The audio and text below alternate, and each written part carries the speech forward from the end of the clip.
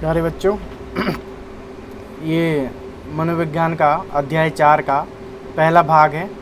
हम 3 अध्याय कंप्लीट कर चुके हैं। अध्याय 4 का ये पहला भाग है।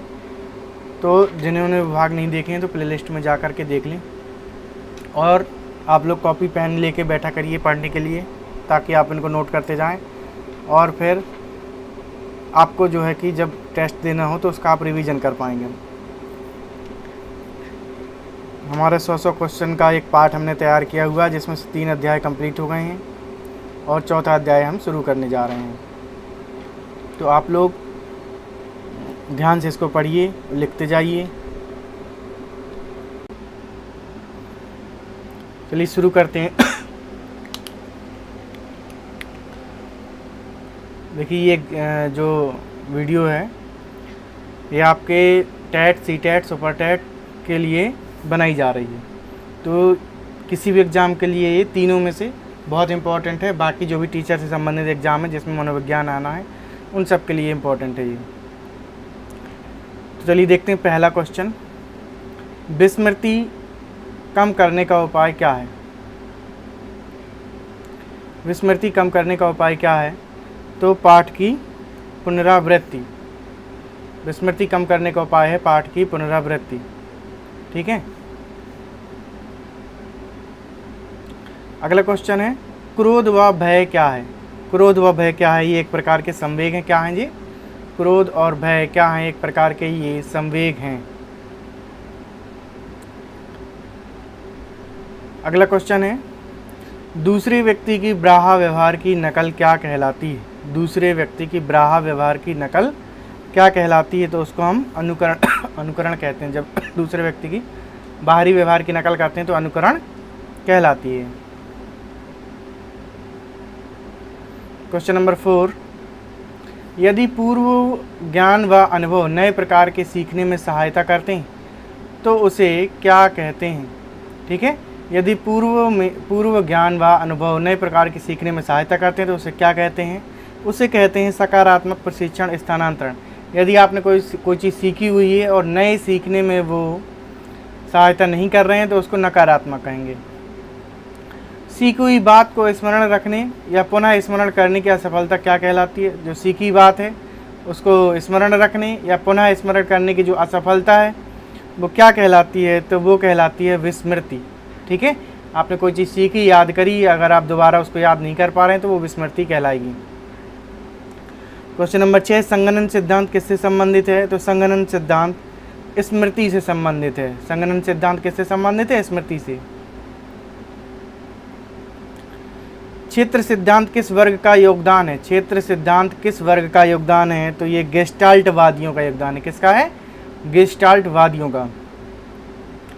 दृष्टिहीन या मूक बधिर होना किस प्रकार की अक्षमता मानी जाएगी?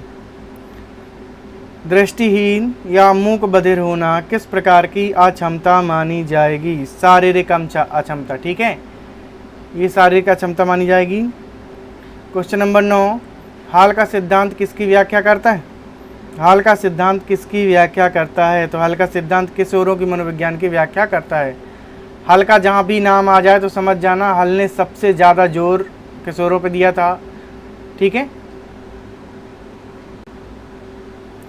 क्वेश्चन नंबर 10, व्यवहारिक क्षमताओं में सापेक्ष स्थायी परिवर्तन। व्यवहारिक क्षमताओं में सापेक्ष स्थायी परिवर्तन जो प्रबलित अभ्यास का परिणाम होता है उसे क्या कहते हैं? ठीक है।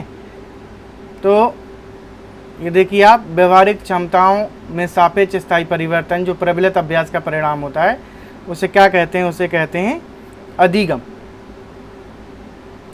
ठीक है। अगला क्वेश्चन है, 8 वर्ष की सुधीर की मानसिक आयु 10 वर्ष है, उसकी बुद्धि लब्धि कितनी होगी? 8 वर्ष की सुधीर की मानसिक आयु 10 वर्ष है, उसकी बुद्धि लब्धि कितनी होगी? तो इसका देखिए एक सूत्र होता है बुद्धि लब्धि निकालने का। हम यहाँ पर आपको बता देते हैं बुद्धि लब्धि निकालने का सूत्र। देखिए ये है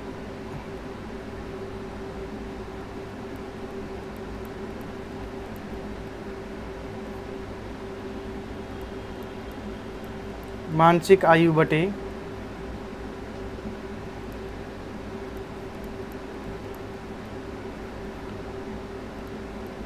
शारीरिक आयु गुणे 100, ये सूत्र है। इस सूत्र में आप इसको, ये देखिए यहाँ पे इस सूत्र में ही इसको रखा गया है।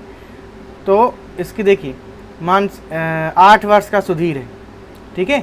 क्या लिखा है? 8 वर्ष के सुधीर की मानसिक आयु 10 वर्ष है, उसकी बुद्धि लब्धि कितनी? यहाँ पे क्या लिखा? मानसिक आयु 10 वर्ष है, लिखा है मानसिक आयु 10 वर्ष है। और 8 वर्ष का सुधीर, यानी कि शारीरिक आयु इसकी 8 वर्ष है। तो ये देखिए 8 यहाँ पे शारीरिक आयु की जगह लिखा हुआ है और मानसिक आयु की जगह 10 लिखा हुआ है, गुणे में 100 किया हुआ। तो यानी कि उसकी बुद्धि लब्धि पूछी गई, तो बुद्धि लब्धि कितनी होगी? बुद्धि लब्धि होगी उसकी 125। तो आ गई इतनी बात समझ में?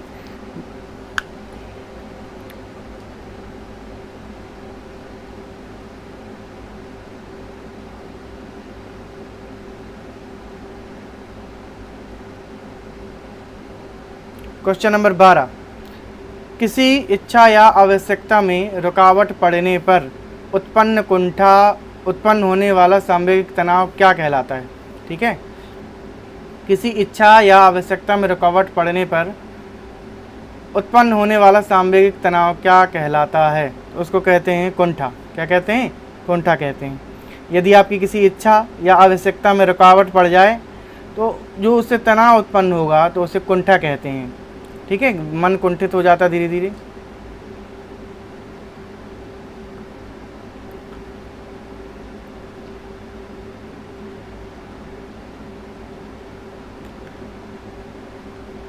फिर अगला क्वेश्चन है क्वेश्चन नंबर 13, जब मानव शरीर के एक भाग को दिए गए प्रशिक्षण का अंतरण दूसरे भाग में हो जाता है तो इसे क्या कहते हैं? जब मानव शरीर के एक भाग में दिए गए प्रशिक्षण का अंतरण दूसरे भाग में हो जाता है तो इसे क्या कहते हैं? इसे कहते हैं द्विपार्श्विक अंतरण। क्या कहते हैं? द्विपार्श्विक अंतरण। क्वेश्चन नंबर 14, दिए हुए प्राप्तांकों के समूह में जो प्राप्तांक बहुधा सबसे अधिक बार आता है उसे क्या कहते हैं? दिए हुए प्राप्तांकों के समूह में जो प्राप्तांक बहुधा सबसे अधिक बार आता है उसे क्या कहते हैं? उसे कहते हैं बहुलक। क्वेश्चन नंबर 15, किसी कौशल को सीखने या अभी सीखे जाने वाले कौशल के अधिगम को प्रभावित करने वाले स्थानांतरण को क्या कहा जाता है? किसी कौशल को सीखने या अभी सीखे जाने वाले कौशल के अधिगम को प्रभावित करने वाले स्थानांतरण क्या कहा जाता है? तो ये कहा जाता है पश्च प्रभावी क्रियाशील स्थानांतरण। क्वेश्चन नंबर 16, जैविक अभिप्रेरणा किसे कहते हैं? जैविक अभिप्रेरणा किसे कहते हैं? तो भूख, प्यास और नींद। जैविक अभिप्रेरणा किसे कहते हैं? भूख को, प्यास को और नींद को। क्वेश्चन नंबर 17, हार्डवेयर शिक्षण के उपकरण क्या हैं? हार्डवेयर शिक्षण के उपकरण क्या हैं? पहला जादुई लालटेन, दूसरा एपिडाइस्कोप और तीसरा रेडियो। हार्डवेयर शिक्षण के जो उपकरण हैं जादुई लालटेन, एपिडाइस्कोप और रेडियो।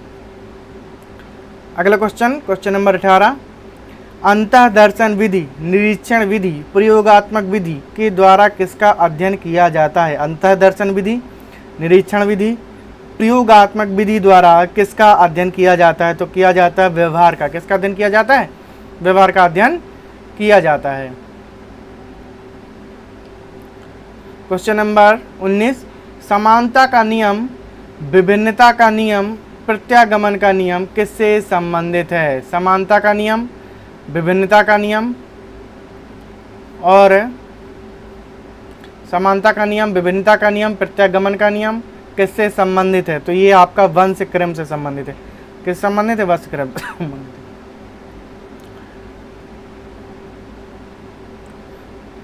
क्वेश्चन नंबर 20, किस विषय में बच्चों के विकास की विभिन्न अवस्थाओं का अध्ययन कर शिक्षक को यह बताया जाता है कि कब और किस अवस्था में बच्चों को क्या और कैसे सिखाना चाहिए? ऐसा कौन सा विषय है जिसमें बच्चों के विकास की विभिन्न अवस्थाओं का अध्ययन कर शिक्षक को यह बताया जाता है कि कब और किस अवस्था में बच्चों को क्या और कैसे सिखाना चाहिए? तो ये है बाल मनोविज्ञान। कौन सा विषय है? बाल मनोविज्ञान है। अगला क्वेश्चन है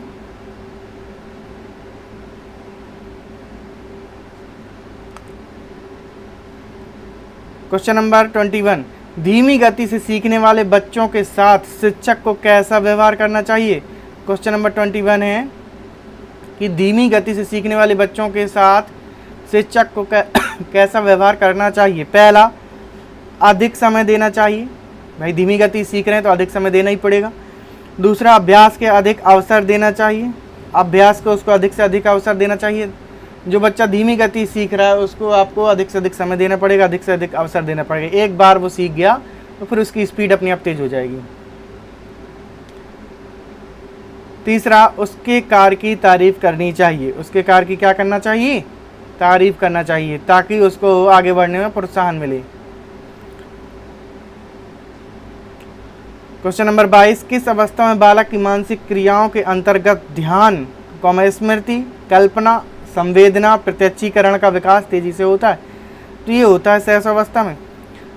ठीक है, किस अवस्था में बालक की मानसिक क्रियाओं के अंतर्गत ध्यान, स्मृति, कल्पना, संवेदना, प्रत्यक्षीकरण का विकास तेजी से होता है। देखिए, तेजी की जब बात आती है, स्पीड की बात जब आती है, तो याद रखना जो 4 अवस्थाएं बताई गई हैं पियाजे ने या फिर बाकी वैज्ञानिकों ने जो और भी बहुत सारी अवस्थाएं बताई हैं मनुष्य की, उसमें शैशव अवस्था में ही सबसे तेज विकास होता है। मनुष्य का विकास पहले तेज होता है, फिर धीमा होता जाता है, और धीमा ही बाद में फिर धीमा होता चला जाता है। शुरू में ही तेज होता है। तो आपको कोई भी अवस्थाएं दे रखी हों, तेज पूछा जाए तो हमेशा आपको सबसे कम वाली चुननी है। ठीक है, अगर शैशव अवस्था ना दे रखी हो तो बाल्यावस्था चुनेंगे, बाल्यावस्था ना दे रखी हो तो किशोरावस्था चुनेंगे। ठीक है, बात समझ में आ गई। चलिए अगले क्वेश्चन पे देते हैं। क्वेश्चन नंबर 23, किस अवस्था में बच्चों को रचनात्मक कार्य में विशेष आनंद मिलता है। किस अवस्था में बच्चों को रचनात्मक कार्य में विशेष आनंद मिलता है। तो ये मिलता है बाल्यावस्था में। बाल्यावस्था में बच्चों को रचनात्मक कार्य में विशेष आनंद मिलता है। किस अवस्था में साहित्य सृजन के बीज अंकुरित होते हैं। किस अवस्था में साहित्य सृजन के बीज अंकुरित होते हैं। तो किशोरावस्था में होते हैं। किशोरावस्था में साहित्य सृजन के बीज अंकुरित हो जाते हैं। क्वेश्चन नंबर 25, व्यापारी, खिलाड़ी, नेता एवं अभिनेता किस व्यक्तिगत प्रारूप के होते हैं। व्यापारी, खिलाड़ी, नेता एवं अभिनेता किस व्यक्तिगत प्रारूप के होते हैं। तो ये बहिर्मुखी होते हैं। हमने आपको बताया था बहिर्मुखी वो व्यक्ति होते हैं जो मन की बात मन में नहीं रखते, बोल देते हैं, और कभी कभी ये एक्स्ट्रा भी बोल देते हैं। ठीक है, और अंतर्मुखी वो होते हैं जो मन की बात मन में रखे रहते हैं, जो ज़रूरी बात होती है बोलना वो भी नहीं बोलते। इससे अच्छा 3 इसमें माने गए हैं, उभयमुखी, अंतर्मुखी और बहिर्मुखी, जिसमें से सबसे जो उपयुक्त माना गया उभयमुखी को माना गया है। उभयमुखी आवश्यकता पड़ने पर बोलता है और आवश्यकता नहीं पड़ने पर नहीं बोलता है। ठीक है, तो इंसान को उभयमुखी होना चाहिए, ना कि बहिर्मुखी होना चाहिए, और ना ही अंतर्मुखी होना चाहिए। तो बच्चों, ये अध्याय 4 का पहला भाग कंप्लीट हो चुका है, और इसका दूसरा भाग की अगली वीडियो आपको जल्दी मिलेगी। तो जिसने वीडियो को अभी सब्सक्राइब नहीं किया तो सब्सक्राइब कर ले चैनल को, वीडियो को लाइक कर दें, और जो लोग CTET की तैयारी कर रहे हैं, यूपी टेट या फिर सुपर टेट की, उनको ये शेयर कर दें।